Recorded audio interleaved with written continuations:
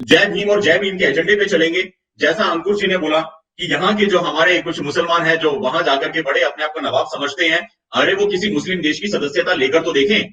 मैं तो यहां तक बताता हूं अंकुर भाई, उनको तो वहां पे गिलवा बना के रखा जाता है। जो बिल्कुल यहाँ से गए हैं बड़ा जिहाद का परचम बुलंद करने, हम जिहादी बनेंगे, हम जिहादी बनेंगे, हम दीन की हिफाजत में अपने प्राण, अपने कहते हैं अपनी जिंदगी खपा देंगे।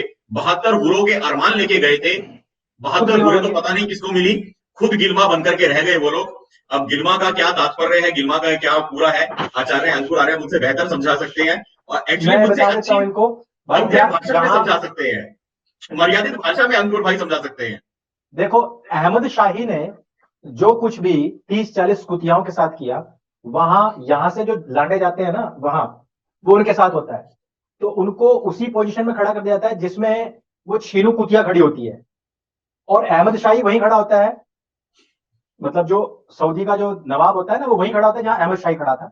लेकिन कुतिया की जगह पे यहाँ हिंदुस्तान से जाने वाले आपके लांडे खड़े होते हैं। लांडे समझ गए हो ना, वो खड़े होते हैं, बस उन्हीं का छीनू बना दिया जाता है। तो वो जो बनता है छीनू, वो जो कुतिया बनता है, उसी को गिलमा कहा जाता है। ओह अच्छा, ये मुझे नहीं पता था। बहुत बहुत हाँ, धन्यवाद, आपने मेरे चक्षु खोल दिए पूरी तरह से। मैं बड़ा परेशान था गिलमा क्या होता है। ओवर आचार्य टाइम अंकुर करते जी। हैं भाई।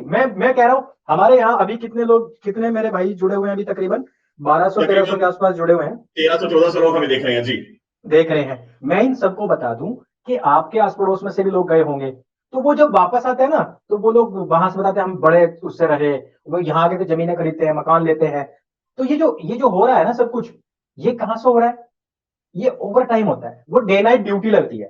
दिन में तो बेचारे वहां वो तेल के कुएं खोदते हैं, उनकी भेड़ बकरी चगा चुगाते हैं, और फिर उनका हुक्का भरते हैं, उनकी झाड़ू वाड़ू लगाते हैं। तो जब नवाब का दिल आता है किसी भी लांडे को छीनू बनाने का, तो वहां से फिर ओवर टाइम रहता है। जी अच्छा। ओवर टाइम इस करके फिर वो वापस आ जाते हैं। तो वो ओवर टाइम ही है, वो ओवर टाइम की इनकम है। जो आपके घर के बराबर में कोई अच्छी सी जो मस्जिद बन रही है ना, तो वो घुटने छिल छिल के जो मेहनत की है उन्होंने, उससे जो पैसा हुआ है, आया है, तैयार हुआ है, तो उससे वो मस्जिद बनती है। ओह तो आप देखना, ये जो इतनी शाइनिंग है, ये इतनी चमक जो है ना, ये सब घुटनों की मेहनत की है। ओह अच्छा, इसीलिए वो कहते हैं कि वो घुटनों की मेहनत है। मतलब इनके जो बिल्कुल घुटने हैं बिल्कुल। वो काफी ज्यादा छिले हुए रहते हैं, आप ये बता रहे हैं। अरे काफी वो गहन इसी अध्ययन वजह है। से तो आपने देखा नहीं है, वो एक शायर था, वो तो उसने अटल बिहारी वाजपेयी जी के घुटनों के ऑपरेशन के ऊपर मजाक बनाई थी। हालांकि अभी तो जी वो जहन्नम चला गया, जहन्नम में उसके पकौड़े तले जा रहे हैं, क्योंकि शायरी जी। इस्लाम में हराम है। तो इस वजह से, वो हराम होने की वजह से वो काफिरों की ही श्रेणी में था। तो ओह अब उसने कहा कि भाई घुटनों का काम अटल बिहारी वाजपेयी ने तो किया नहीं, तो इंदौरी साहब आपने तो किया था ना, आपकी औलादों ने किया है, आपकी कौम कर रही है अभी वहां अरब जा करके घुटनों का काम। तो ओह उनके प्लांट ट्रांसप्लांट करवा दो ना घुटने। तो इनका वहां गिलवा ओह बनाया जाता है। अच्छा और ये है। ये तो छोड़ दीजिए, ये तो प्रैक्टिस इनके, ये जो क्या बोलते हैं इसको, मदरसा इनकी मस्जिदों से स्टार्ट हो जाती है। मस्जिदों से वीडियो आती है रोजाना, छोटे छोटे बच्चे। देखो, गिलमा की जो असल परिभाषा है, वो है 14 साल तक का लड़का। तो असली जो गिलमाबाजी का जो मजा है, वो मौलवी ले लेता है। तो ओह यूज एंड थ्रो का बचा हुआ ब्लेड है ना, अपनी जो दाढ़ी छीलने के बाद जो बचा हुआ ब्लेड है, वो फिर अरेबियंस के सामने फेंक जाता है।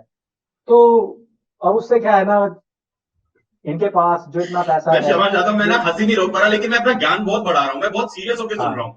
ये आचार्य जो जी घर क्षमा बन रहे चाहता हूँ अपनी हैं, हंसी के लिए, लेकिन मैं बहुत ये सीरियस जो हूँ जी। ये जो आपके पड़ोस में घर बन रहे हैं, बढ़िया बढ़िया मार्बल लग रहे हैं, ये जो हम्म। मदरसे बन रहे हैं, ये जो मस्जिदें बन रही हैं, ये जो हिंदू की जमीनें खरीदी जा रही है, ये जो बड़ी बड़ी गाड़ियां आ रही हैं, ये सारा का सारा क्या है? ये सारा का सारा वहीं से आता है। ये ओह ओवर टाइम है। ये 8 घंटे की ड्यूटी के ओह बाद में, हाँ, ये 8 घंटे की ड्यूटी के बाद में 10 मिनट, 15 मिनट, 20 मिनट की जो ओवर टाइमिंग है, तो वहां से फिर नवाब इनको पैसा दे देता है। वो चादर के नीचे जाता है, मतलब उसकी कोई ओह हाँ, उनकी उनकी कोई लिखा पढ़ी नहीं होती, वो ब्लैक मनी होती है पूरी तरीके से। तो ये ओह उसको फिर लेके आते हैं। फिर वहां बताते हैं कि मतलब हम तो अकाउंटेंट थे, और हम तो वहां देखभाल करते थे तेल के कुओं की। तेल के कुओं तक तो भाई तुम लोग पहुंचे भी नहीं देते वो लोग। वहां मैं आपको बताऊं कि वहां जो एलिट कार्य है, वो हिंदुस्तान के जो बहुत पढ़े लिखे लोग हैं, वो करते हैं। जो विदेशों के बाहर के जो लोग हैं, उनको बुलाया जाता है, वो लोग करते हैं उस काम को। यहाँ के जो ये बकरी चराने वाले लोग हैं, इनको तो पहले ही चेक कर लिया जाता है। इनको पहले ही चेक ओह कर लेते हैं कि मदरसे में तुम्हारा वो खतना, मतलब एक तो आगे का खतना होता है, एक पीछे का खतना होता है। तो पीछे ओह वाला खतना मदरसे में तुम्हारे मौलवी ने कर रखा है, नहीं कर रखा है? तो उनको लगता है हाँ, सब कुछ हो रखा है, तो अब हमारा रास्ता सही है, अब तुम ओवर टाइम करने के लिए सही हो, तो फिर वहां से वो काम चलता है उनका। कमाल है भैया, कमाल है भैया, इतना तेल का मतलब। खेल है सारा, तेल का खेल अच्छा। है सारा। ओह, वाकई मैं वहां सभी से आया एक दर्शकों की लड़का, ओर से। वहां जी। से एक लड़का आया था, तो उसने यहाँ आते ही 7 बीघे जमीन ले ली। मैंने पूछा भाई हाँ। ऐसा क्या वो था भाई, तो उसने कहा मैं तो ये था, मैं तो वो था। अब उसके ओह। ताऊ का लड़का उससे बहुत चिढ़ता था, और साथ में हम्म। वो भी गया था। तो उसने हम्म। कहा अरे यो कहीं ना तेल के उसमें पंपे पे नहीं था, ना ये तेल के कहीं उसमें था, इसने वहां कोई डीजल पेट्रोल का तेल नहीं भाई, सरसों के तेल का कमाल है ये। ओहो। अच्छा, ये जमीन बात से तो निकलने वाले तेल का कमाल नहीं है ये तो सरसों के तेल की कमाई है तेल अच्छा, की कमाई। सरसों का तेल। मैंने कहा मैं समझ गया। मैंने कहा ठीक है भाई साहब, फिर तो ले लो यार, 7 बीघे और ले लो, अब उसमें क्या है। ओ, ओके ओके, मैं वाकई इतने आपने शालीनता से और इतने संयम के साथ इतने बड़े विषय को आपने कवर किया, अद्भुत अद्भुत। और मैं सभी साइबर सिपाही परिवार की ओर से, और आज तो सत्य सनातन परिवार के भी कुछ साथी हमारे साथ जरूर इस लाइव में होंगे, और ये एक ही परिवार है, तो मैं अपने समूचे परिवार की ओर से आपका अभिवादन करता हूँ। आपने इतने बड़े विषय को इतने सरलता से समझाया, क्योंकि गिलमा समझना मेरे लिए भी बहुत जरूरी था। मैं काफी दिनों से कोशिश कर रहा था, पर इतने प्यार से कोई समझाने वाला नहीं मिला कि ये पूरी घुटनों की कहानी है और सरसों का तेल है। एक जी अंतिम सवाल मैं इसमें पूछ के फिर जय भीम और जय भीम पे आना चाहता हूँ आचार्य अंकुर जी। ये तेल क्या सिर्फ सरसों का ही हो सकता है? नहीं, वो तो आपके शौक के ऊपर है, आप गोले का इस्तेमाल कर लो, आप तिल का लगा लो। Okay okay. तो आपने मतलब शौक ना उसमें, पाल रखे हो तो अलग बात है देखो। मतलब कि उसमें कुछ ऐसा, क्योंकि नहीं सब चीजें यहाँ पे है ना मेंशन, मैं क्योंकि आपने पूरा अध्ययन किया है, तो कोई जी इसमें कोई ऐसी सूरा या कोई ऐसी चीज तो नहीं है कि तेल मेंशन किया हुआ है कि भाई ये यूज करना है? नहीं, ये तो टेक्नोलॉजी आ गई है, हमारे देश से तेल चला जाता है क्योंकि यहाँ होता बहुत है। ओ। तो वहां ऐसा कुछ नहीं था, वहां ऐसा कुछ नहीं था, वहां तो मतलब जितना भी रफली किया जा सके तो उनके उसमें तो यही है, बेचारे को कहाँ तेल मिलने वाला था।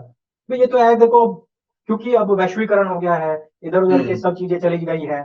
अभी वो तो सारी छोड़ दीजिए ना, आप अभी एक वो प्रिंस की लड़की, उसका शौक ही नहीं आ रहा, उसको एक साथ 9 लड़के, वो कह रहे लाओ भाई अब सबके सब तेल लाओ, तो वो पकड़ी गई, वो तो रंगे हाथ पकड़ी गई थी। वो नवाब बेचारा कहीं मुंह दिखाने लायक ना रहा। अब वहां से जो लड़कियां हैं वो सारी की सारी भाग रही हैं। अब वो कह रही हैं कि भैया देखो, सबसे बड़ी बात यह है कि हमें अब ऐसा इंसान चाहिए जिसकी कम से कम टोपी कटी हुई ना हो, हमें तो अब ऐसे लोग चाहिए, क्योंकि देखो बिका हुआ माल फिर किस काम का। तो ओ। वो अब हिंदुस्तान की तरफ इसी वजह से भाग रही है। मैंने कई सारी ऐसी हमें देखो, हमारा क्या है कि हम छपास और दिखास में नहीं रहते। हम कभी ये नहीं कहते कि हमने ये कर दिया, हमने वो कर दिया। लेकिन बहुत सारी बहनें हैं जो आके कहती हैं कि भैया हमें हिंदू लड़के से ही शादी करनी है। तो मैंने कहा बहन हिंदू लड़के से शादी क्यों करनी है।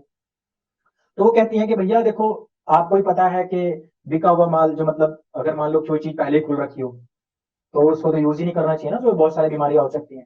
हिंदू ओ। लड़के मुझे इस मामले में अच्छे लगते हैं। हाँ, कि हिंदू लड़के इस मामले में अच्छे हैं कि उनका कोई नीचे से टोपी काट के सिर के ऊपर नहीं बनाई जाती। वो उनका जो भी कुछ है इंटरनल है, इनबिल्ट है, भगवान ने ऐसा रचा है, वैसा है। और फिर उस चीज को हम कम से कम ये तो है कि पूरी ताउम्र जो है आराम से अपनी जो चीज है वो उसके पास में रहे। यहाँ तो ओ। सब कुछ ही काट छांट है। अच्छा, आपको नहीं पता इसी वजह से उनको कटवा कहा जाता है।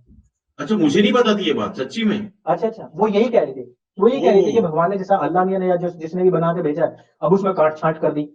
तो कहती है ओ। यार बिल्कुल नहीं अच्छा लगता मुझे तो, इसी वजह से। हाँ, वो तो यही कि हमें तो यही अच्छा लगता है, मतलब हिंदू जो भी है तो वही अच्छे लगते हैं, इसी वजह से ही गलत है, जो कटे हुए बिल्कुल नहीं अच्छे लगते। ओह, अच्छा। हाँ, वही तो इसीलिए मैं देखो हमें आज तो हम्म। एक बहुत पुराना जो नारा है, मैं आपकी इस वक्तव्य से आपने जितना ब्यूटीफुली ये पूरा एक्सप्लेन किया है, मुझे तो एक नारे का भी अर्थ आज समझ में आया है। ये बहुत जी पुराना नारा, और मैं कई बार कमेंट्स में देखता हूँ लोग लिखते हैं, तेल लगा के डाबर का नाम मिटा दो बाबर का। तो जी बेसिकली जी वो जी, तेल और बाबर, वो घुटने का खेल, वो कुछ ऐसा पूरा प्रकरण है ये। बिल्कुल ओ। बिल्कुल, वो डाबर का तेल मतलब वो तो एक राइम बना दी गई। और वो हाँ तो आपकी हाँ। मर्जी के ऊपर है, मतलब आप उसमें नारियल का तेल, तिल का ओ। तेल, सरसों का, जो भी कुछ कर सकते हैं। ओ। जी जी जी, मैं तो बहुत ये बहुत बात बहुत धन्यवाद। पहले उठाई थी। मैंने तो ये बात बहुत अच्छा। पहले उठाई थी कि जब भाईचारा है, मान लो हिंदू मुस्लिम भाईचारा है, तो हलाला हाँ करने का अधिकार हमें क्यों नहीं दिया जाता भाई। मैं भाई हाँ। हूं, तो भाई होने के नाते मुझे अधिकार मिलना चाहिए। तो हम्म। अगर मुझे हलाला का अधिकार नहीं मिलता तो मैं भाई नहीं हूं भाई। मेरी तुम्हारी हम्म। कट्टी, मैं नहीं रहना तुम्हारे साथ। फिर मैं तो सही हूं ना, मतलब मैंने क्यों भाईचारा भाईचारा करवा के भी अपना नाम बदनाम करवाना। लोग मेरे को कहते हैं हम्म। यार तुम कितने गंदे लोगों के भाई हो। यार वो तो जुम्मे के जुम्मे नहाते हैं, 7 दिन नहाते नहीं है, तुम एक दिन में 2 बार नहाते हो। हम्म। तो अब बताओ आपके अधिकार कहाँ गए। आपने तो हलाला आप ना कर सको, मुतानी का आप ना कर सको, मतलब वो पैसे देकर होता है, कुछ एक घंटे के हम्म। लिए किराए पे ले लिया जाता है, जो भी आपको अच्छी लग रही है, तो वो आप ना कर सको। चांद रात पे वो अपना माल बांटते नहीं है किसी के साथ में भी, तो काहे की दोस्ती है। तो हमने कहा भाई ठीक है भाई, हम तो अपने संस्कारों में ही सही हैं, हमें अपना भाई बनाना है तो कम से कम यार बराबरी का अधिकार दो ना हमें।